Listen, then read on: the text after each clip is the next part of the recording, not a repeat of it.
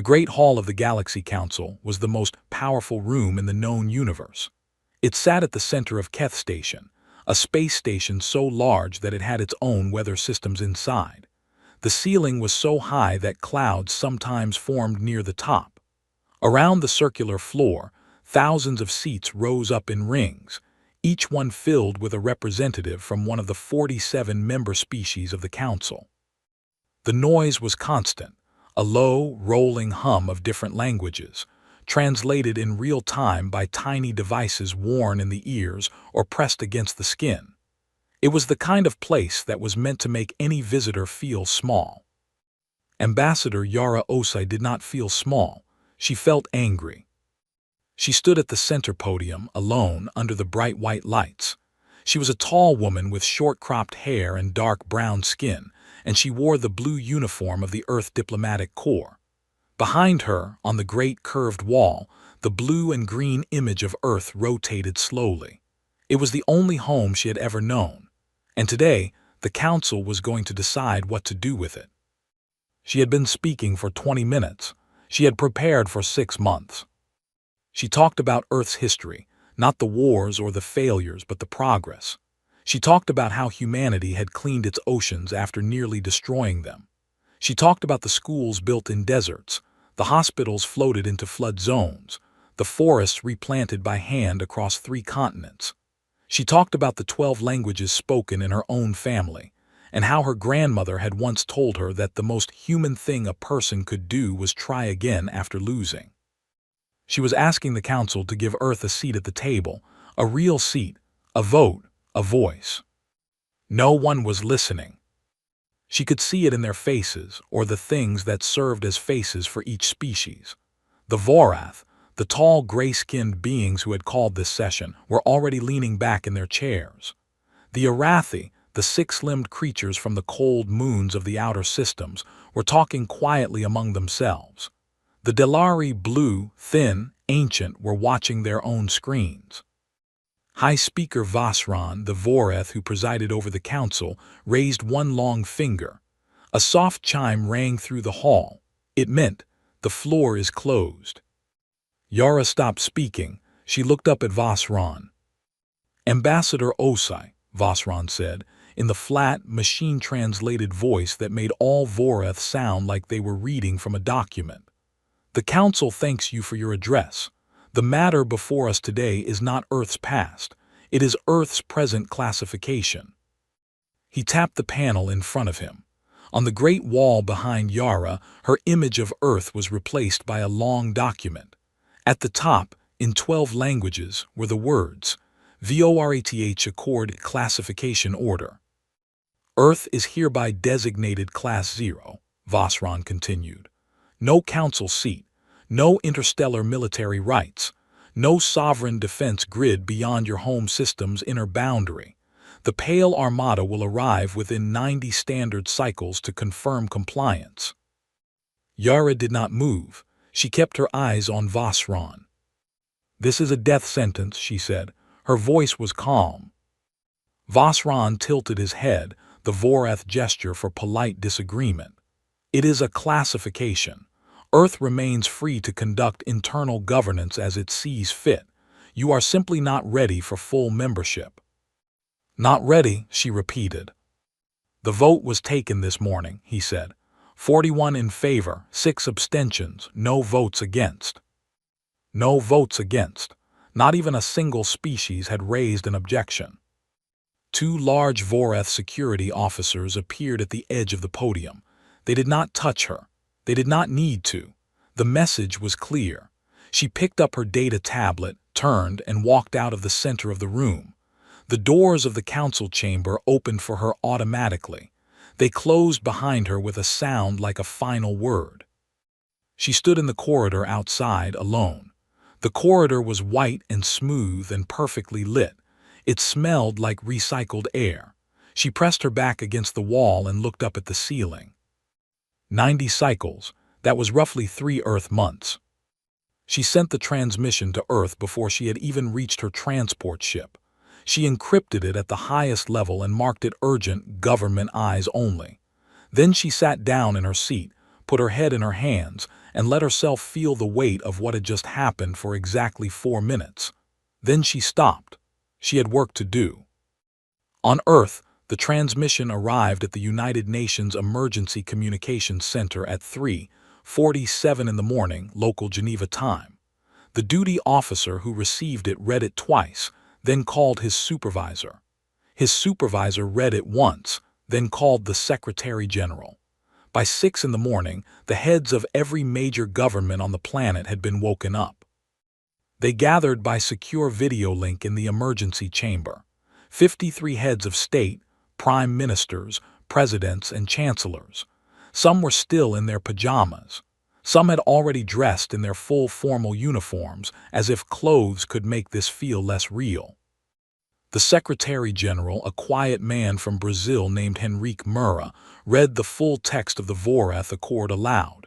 He did not add anything. He did not take anything away. When he finished, the room was silent. Then the President of the United States asked the question that everyone was thinking. "How long do we have?" 90 cycles, Moura said. "Approximately 87 Earth days." More silence. A general from the Chinese military, a woman named Chen Wei, who had spent 30 years preparing for threats that she always assumed would come from Earth, leaned forward toward her camera. "What exactly does the Pale Armada do when it arrives?" she asked. The council liaison officer, a nervous young man from Norway, pulled up the relevant files on his screen. He had been studying council military history for 3 years. He did not enjoy what he had found. "They disable the target world's orbital defense systems first," he said. "Then they establish a monitoring perimeter. Any military vessel that tries to leave the system is destroyed. After that, the world is contained. It remains functional. People keep living, but nothing with weapons ever leaves the atmosphere again." "And if someone resists?" Chen Wei asked. The liaison officer was quiet for a moment. "There are 12 recorded cases of Class 0 enforcement in Council history," he said. "In 11 of those cases, the target species attempted resistance. None of them survived past the second engagement." The room went quiet again. Outside the windows of the various offices and homes where these leaders were watching, the sun was rising over different parts of the world. Someone in Tokyo could see the harbor. Someone in Lagos could see the green hills. Someone in Buenos Aires could hear birds. Moura looked at the faces on his screen. He thought about the word that the Vorath ambassador had used: compliance. "I am going to ask each of you a direct question," he said. "And I need honest answers because we have no time for anything else. Are we going to comply?" No one answered right away. Then one by one they started shaking their heads. Not one of them said yes. Moura nodded slowly. He had expected this. He had hoped for this. He had also feared it because now the hard part began. "Then we have 87 days," he said, "and we need to use every single one of them." He closed the session. He sat alone in his office for a long moment, looking at the image of Earth still rotating on his screen. The same image Yara had shown the council. Then he picked up his phone and called the one person he needed most. "Dr. Solarin," he said when the line connected, "I hope you are awake." "I am always awake," said the voice on the other end. "I saw the transmission. I have already started." Moura let out a long breath. Good. Because if there was anyone on Earth who might find a way through this, it was Emeka Solarin. Outside, the birds were still singing. Emeka Solarin had not slept in 2 days, and he looked exactly like it. He was a short, broad-shouldered man in his late 50s, with gray spreading through his hair and permanent dark circles under his eyes that had nothing to do with the current crisis. He had always looked like this. His students at the Lagos Institute of Applied Physics had once joked that he was born tired. He had not disagreed. He had simply kept working. His office was now the center of the most important project in human history, and it looked like a storm had passed through it. Papers, tablets, printed diagrams, and coffee cups covered every surface. 3 large screens on the wall showed different calculations. His 2 assistants, a young woman named Priya from Mumbai and a young man named Seo Jun from Seoul, were asleep in their chairs, which Pmucka allowed because they had earned it. He was studying the council's published military records. This was not hard to do. The Galaxy Council kept detailed records of every enforcement action it had ever taken, and it published them openly. The idea was to discourage resistance. If any world could look up what had happened to those who fought back and see the outcome, they would be less likely to try. It was a strategy built on fear, and it had worked for over 300 years. Pmucka read through each of the 12 recorded cases. He took notes. He built timelines. He looked at the weapons used, the tactics employed, the response times, the communication patterns of the Pale Armada. He looked for gaps. He looked for patterns the Council might not have noticed about themselves. He found several. The most important one was this: the Pale Armada had never fought a species that had already studied them. Every species that had resisted had done so out of desperation, using whatever weapons they already had, fighting in the way they already knew. None of them had adapted. None of them had looked at the Armada the way an engineer looks at a machine, not with fear but with curiosity. What are your limits? Where do you break? What did the people who designed you never think to protect against? Pmucka leaned back in his chair and looked at the ceiling.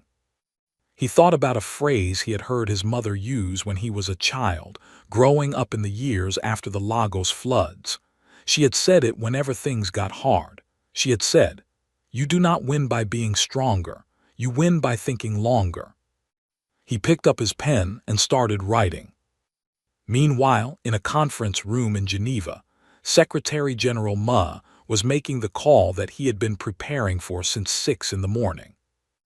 He had drafted the Prague Compact in his head before he had even finished breakfast. It was not a complicated document. It did not need to be. It was, in essence, a single idea written out in legal language. Every nation on Earth agrees, right now, to set aside every disagreement, every border dispute, every old grievance and new tension, and work as one body until this crisis is resolved. He had expected resistance. He had not expected how fast it came apart. By noon, he had spoken to 40 governments. By 2 in the afternoon, he had spoken to all of them. By 6 in the evening, the document was ready. By midnight, less than 18 hours after the emergency call, the Prague Compact had been signed by every nation on Earth. It was the fastest political agreement in human history.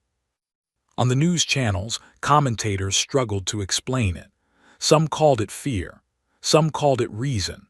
Some called it the thing that humans had always been capable of but had never quite managed to hold onto for long enough. General Chun Wei was not interested in what the commentators were saying. She was interested in shipyards.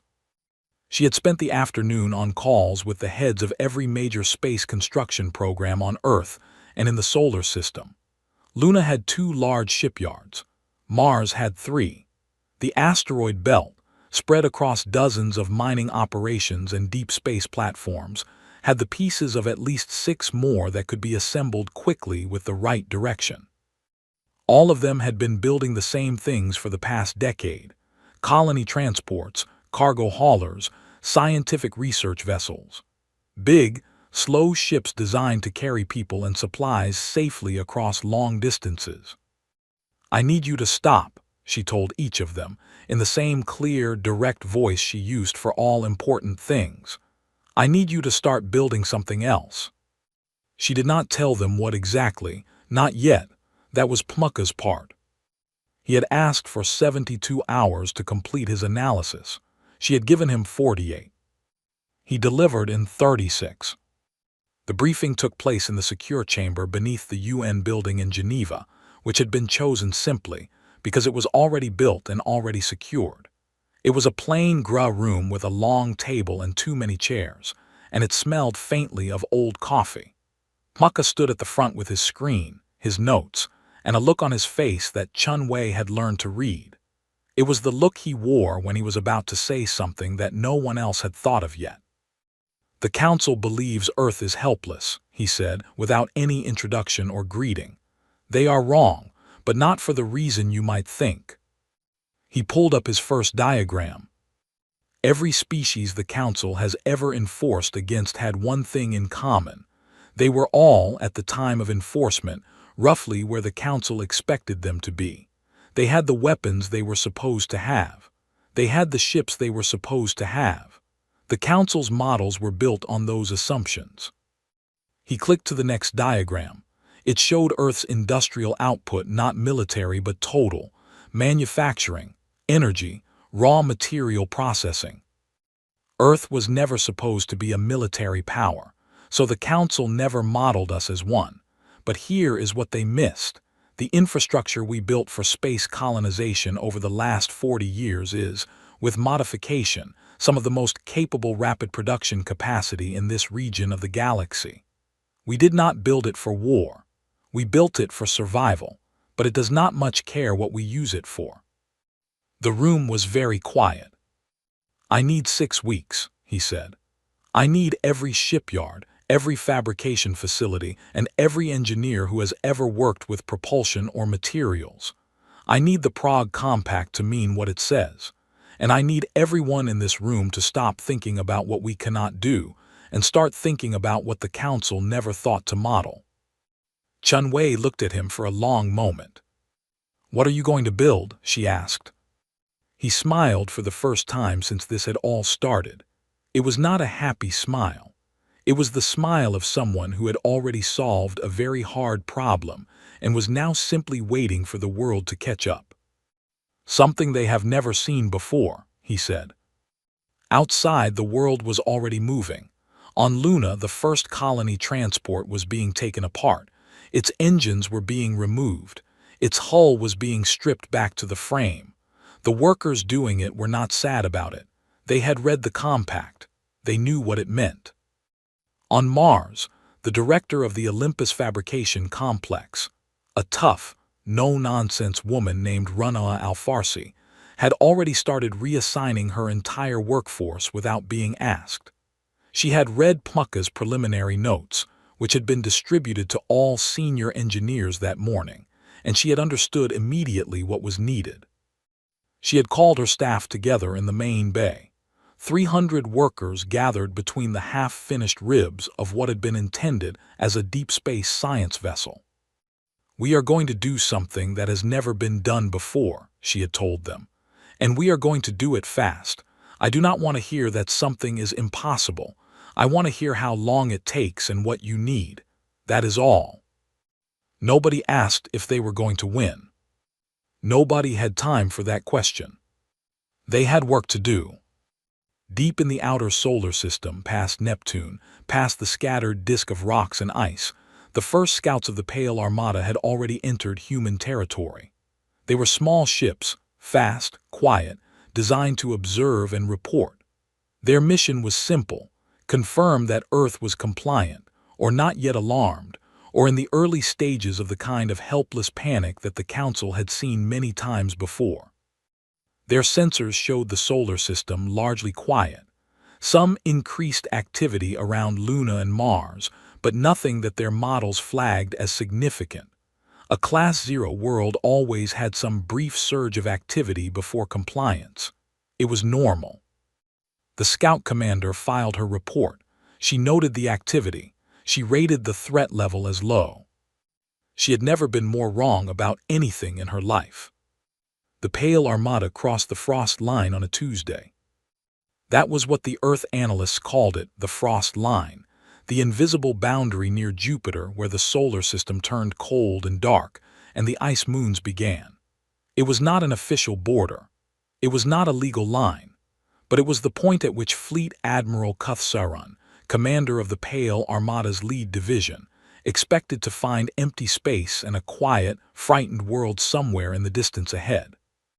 What he found instead made him stop. He was standing on the bridge of his flagship, the Varith vessel known as the Undying Patience, a name chosen to remind client worlds that the Council was ancient and eternal and could wait as long as it needed to.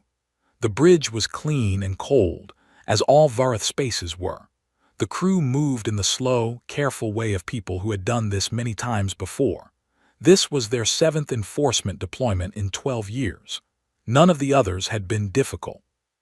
The lead sensor officer made a sound that, in Voreth body language, meant something between surprise and confusion. "Admiral," she said, "I am reading multiple contacts, structured formation, inner system origin." Kethsaron walked to her station and looked at the display. There were ships, not one or two or even a dozen. There were hundreds of them, spread across a wide arc of space, positioned between the Armada and the inner planets. They were not arranged in a line, which was how most species deployed defensive forces. They were arranged in a pattern that the Armada's tactical systems could not immediately name. It looked almost like a net. "Classification?" he asked. "Unknown configuration," the officer said. "Hull materials are consistent with Earth manufacturing, but the design profiles do not match any vessel class in our records." That was the moment Kethsaron should have slowed down. That was the moment a different kind of commander might have called for more information, sent probes, taken time to understand what he was looking at. He had been in the Council military for 30 years. He had never needed to do that. He gave the order to proceed. The Armada moved forward in its standard suppression formation, a wedge shape, the strongest ships at the point, designed to punch through whatever resistance it met and scatter the defenders before they could organize. It was the formation that had worked 11 times before. The Council had a saying among its military planners: "A method that has always worked is a method you trust." The human ships did not move. They held their positions as the Armada approached. Kethsaron watched them on his screens, waiting for the thing that always happened: the panic, the break in formation, the individual ships that started running or grouping together in a defensive cluster. Fear always expressed itself the same way. Fear made order fall apart. The human ships held.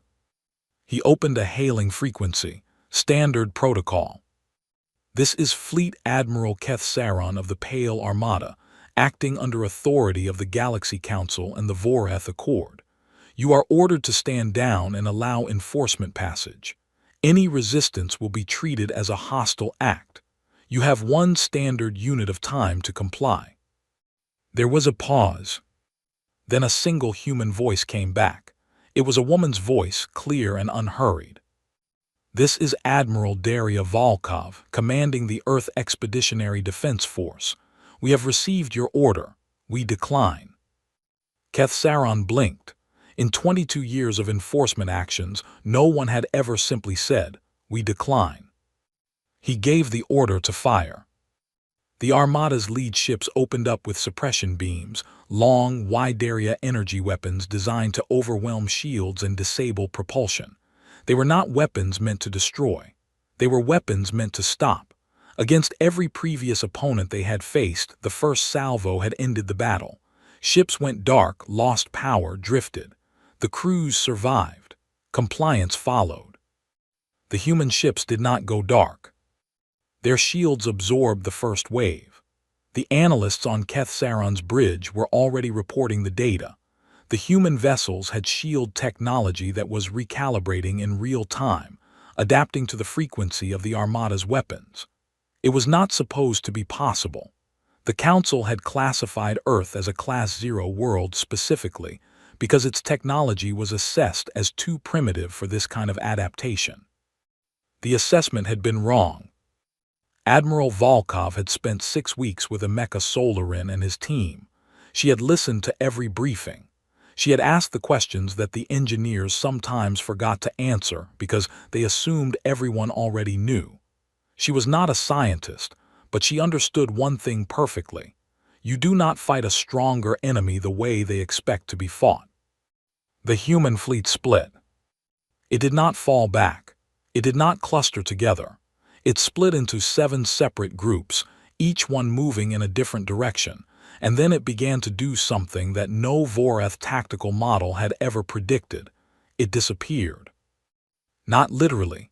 The ships were still there, but they were no longer where the Armada was aiming.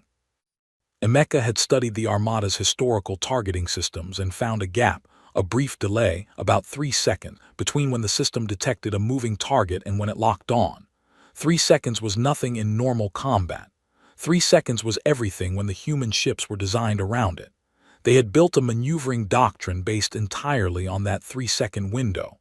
Every human pilot had drilled it 10,000 times in simulation. Move. The beam follows. Move again before it arrives. The first 6 hours of the battle were like nothing in the Armada's records. The human fleet engaged the Armada's outer formation from 5 different angles at once, then withdrew before the Armada could concentrate fire. They came back from unexpected directions. They did not fight to hold ground. They fought to make the Armada keep reacting, keep turning, keep guessing. Every time the Armada formed up for a coordinated strike, the human fleet was already somewhere else.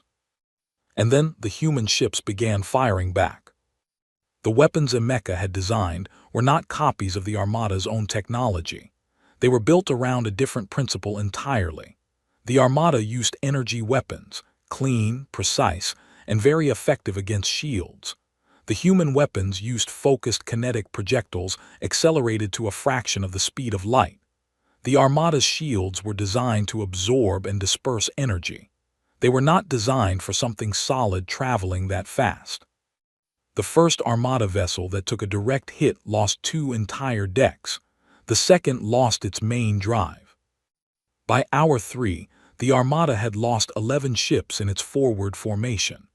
Kethsaron had not lost 11 ships in his entire career. He pulled the formation back. He regrouped. He tried the wedge again from a different angle. The human fleet dissolved in front of it and reformed behind it. He tried splitting his own formation. The humans picked off the isolated groups one by one. He tried holding position and waiting for the humans to commit to a full attack. They did not. They kept the pressure on with small strikes from long range, wearing down his ships without ever presenting a target that his full fleet could hit.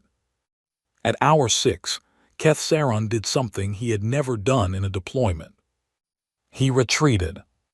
Not far, not permanently. He pulled back to the outer edge of the frost line and called a stop to the engagement. He needed to think. He needed to look at the data. He needed to understand what he was dealing with. His sensor officer gave him the numbers. The Armada had lost 31 ships, more than a third of his forward division. Earth had lost 9. He sat in his command chair and looked at the numbers for a long time. Then he composed a message to the council. He was a careful man, and he wrote the message 3 times before he sent it, trying to find words that were accurate without sounding alarmed. He was not sure he succeeded. "The Earth Defense Force is not behaving as models predict," he wrote.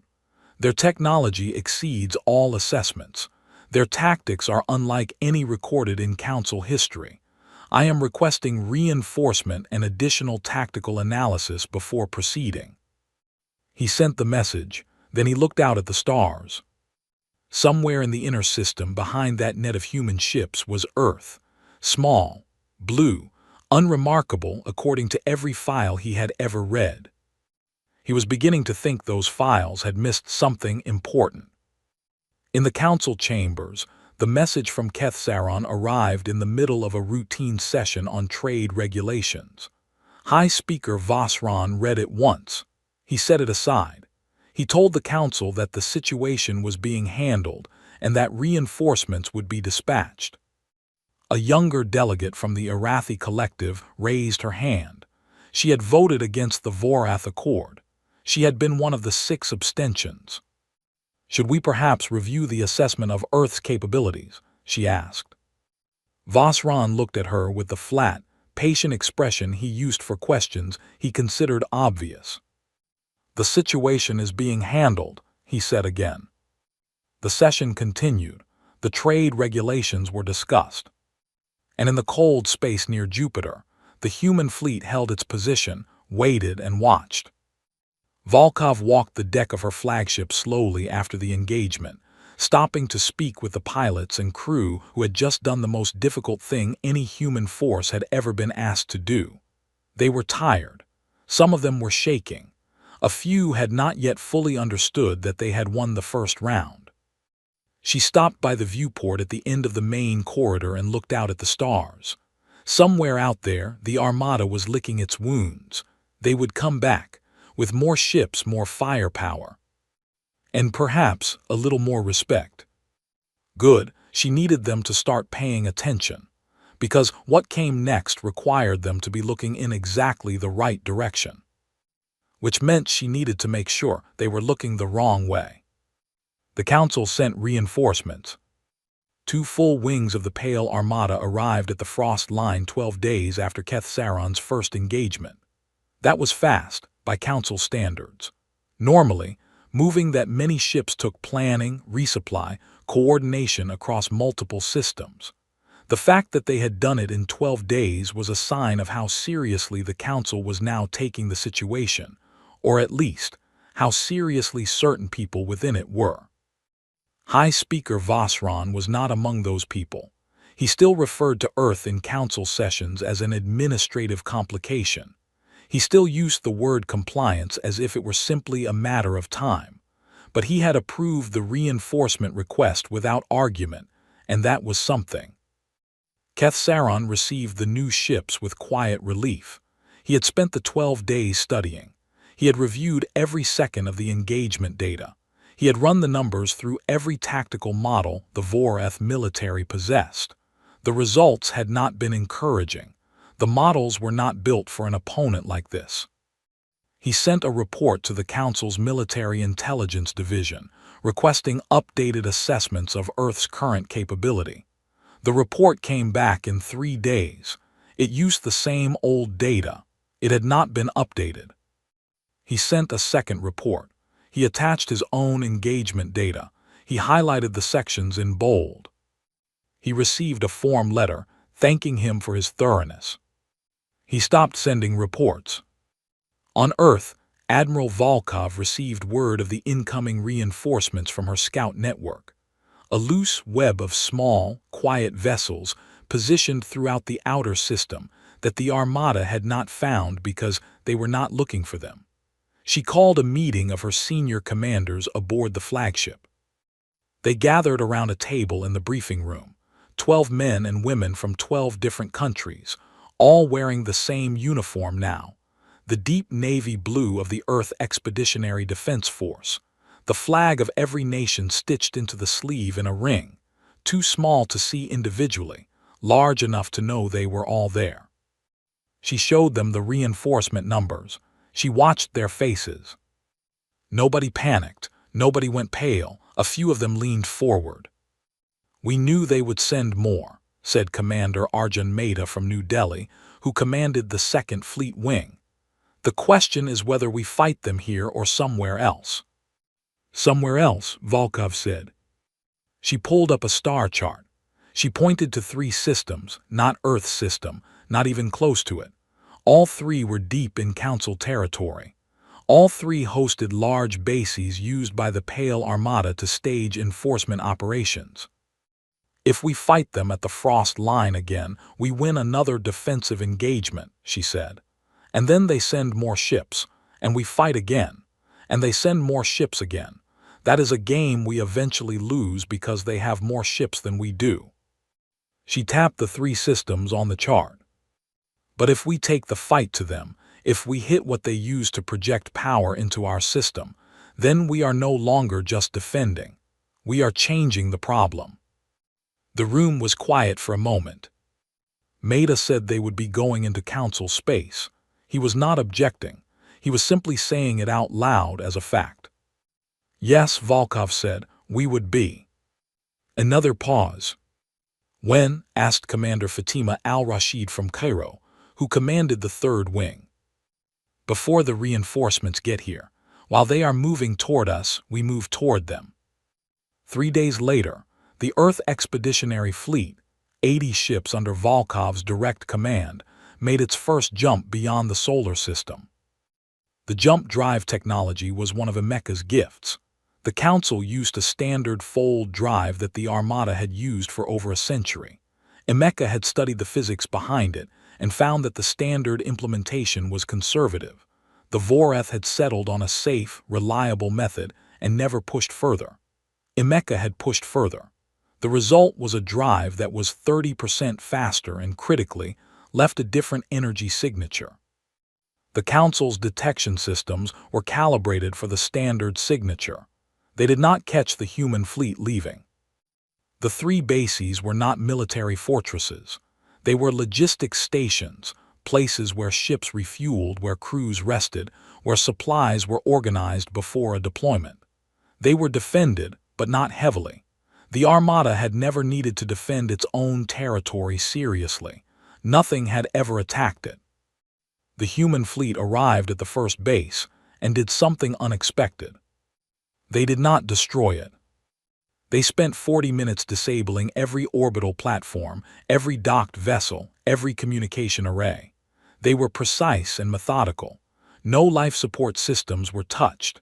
The station itself, where thousands of crew members lived and worked, was left completely alone.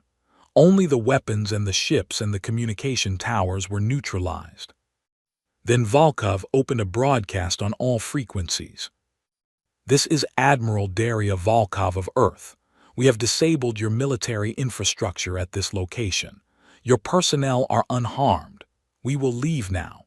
If your government continues to pursue enforcement action against Earth, we will return to this location and the next one on our list. We have no interest in hurting anyone. We are interested in being left alone." She closed the channel. The fleet jumped. The second and third bases were handled the same way. The effect on the Council was profound. Not because of the military damage, though that was significant. The effect was the message. Every species in the Council received the broadcast because the human fleet had transmitted on every frequency simultaneously. For the first time, the galaxy heard Earth speak, not through a diplomat being escorted out of a chamber, but through a fleet of ships that had crossed into Council territory, done what it said it would do, hurt nobody, and left. Back in his office, Emeka was not thinking about any of this. He was thinking about jump lanes. The Council's reinforcement fleet was moving toward Earth through a specific set of jump corridors, the stable pathways between stars that made long-distance travel reliable. Jump lanes were not physical things. They were gravitational structures, existing naturally in space, discovered and mapped over centuries. They were also, Emeka had realized, vulnerable to interference in a way that no one had ever tried before, because no one had ever needed to. The cascade array was his strangest invention. It worked by generating a precise pattern of gravitational pulses along a jump lane's entry point. The pulses were not large. They did not destroy anything. They simply made the lane unstable, not permanently, but long enough. A ship that tried to enter a disrupted lane would not be destroyed. It would be thrown off course, emerging from fold space somewhere entirely wrong. Not dangerous, just very, very far from where it intended to go. He deployed 3 cascade arrays at the 3 main lanes the reinforcement fleet was using. The first wing of the reinforcement fleet arrived at the frost line. The second and third wings did not. They emerged from fold space in completely different parts of the galaxy and spent days finding their bearings. In the Council chambers, the reports arrived one after another. The Armada's staging bases neutralized. The reinforcement wings scattered. Volkov's fleet back inside the solar system before anyone could respond. The high speaker read the reports in silence. Around him, the chamber was more chaotic than it had been in living memory. Delegates were standing. Some were arguing loudly. Some were trying to call for order. The Arathi delegate who had asked about Earth's capabilities weeks ago was not saying anything. She was watching Vosron very carefully. He set down the last report and folded his long gray hands on the table. Then he said something that, in 30 years of Council service, he had never said before.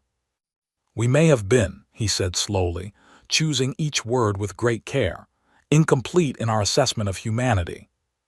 The chamber went quiet. The Arathi delegate said nothing, but she made a small note on her data tablet, marked it for transmission, and sent it to a private address that she had been holding onto for several weeks. The contact details for Ambassador Yara Osai. The note said only, "We should talk." The message arrived in Yara Osai's quarters aboard the Earth diplomatic transport at 2 in the morning. She had been awake anyway. She had not slept well since the day she walked out of the council chamber, and now, weeks later, with the war going better than anyone had dared to hope, she slept even less. There was too much to think about, too much to plan. A fleet winning battles was only one kind of victory, and Yara had spent her career understanding that it was rarely the kind that lasted. The message was from Delegate Sieraveth of the Arathi Collective.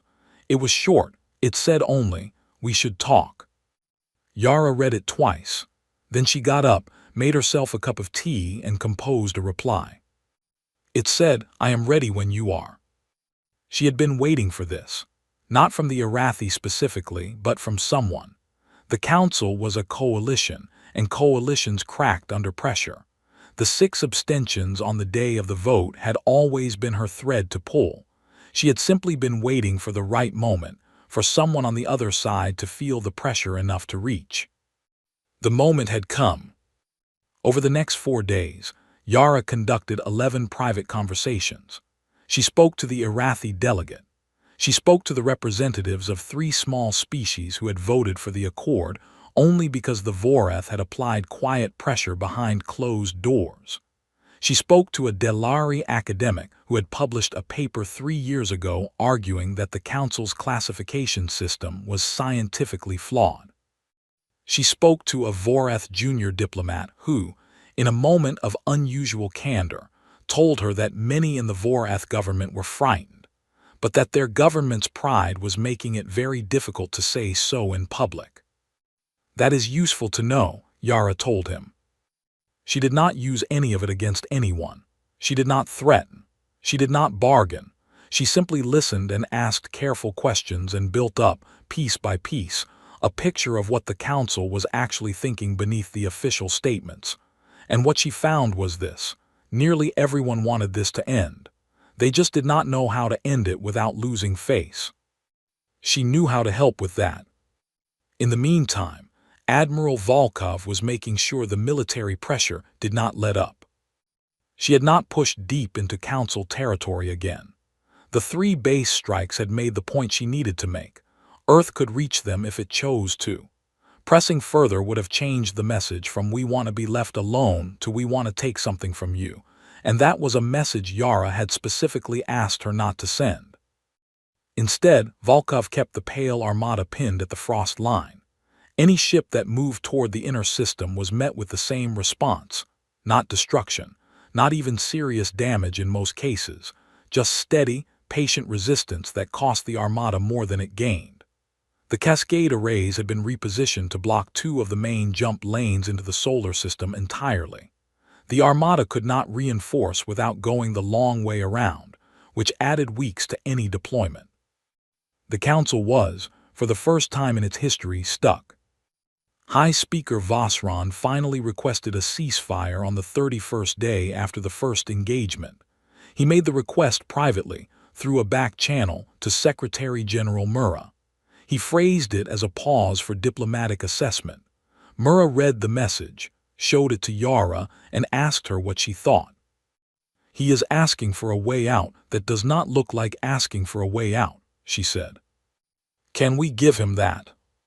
She thought about it. "Not exactly, but we can give the council a way out. That is different."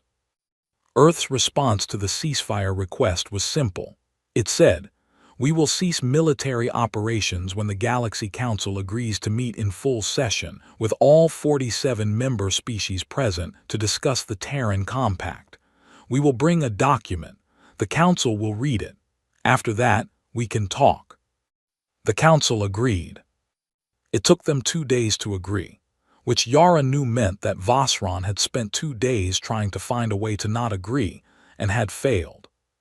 The meeting was set for Keth Station, the same hall, the same seats, the same high ceiling where clouds sometimes formed.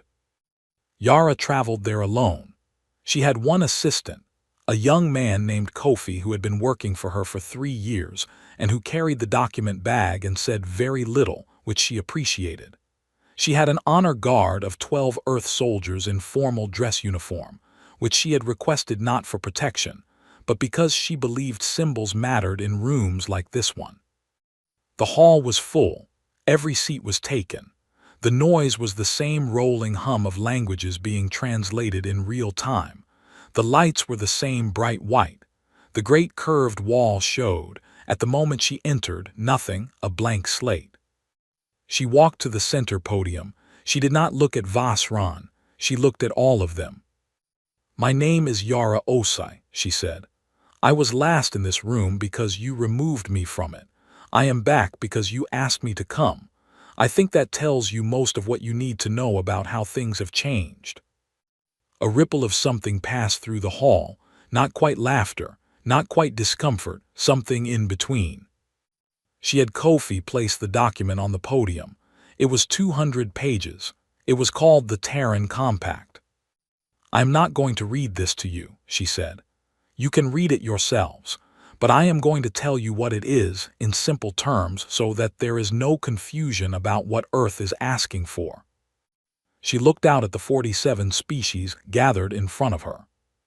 "We are asking for a permanent seat on this council, a real seat, a vote, a voice. We are asking for full legal standing under council law for Earth and for every other world currently classified as Class 0. We are asking for the Vorath Accord to be dissolved, and we are asking for an independent review of the classification system, conducted by scientists rather than politicians, to determine whether it has any legitimate basis." She paused. "In return, Earth will stand down its military operations, dismantle the cascade arrays blocking your jump lanes, and return to the role we should have been playing all along, a member of this community, working alongside you, not in spite of you." The hall was quiet. Vosron looked at her from his elevated seat. His expression, as always, was very difficult to read. He was old.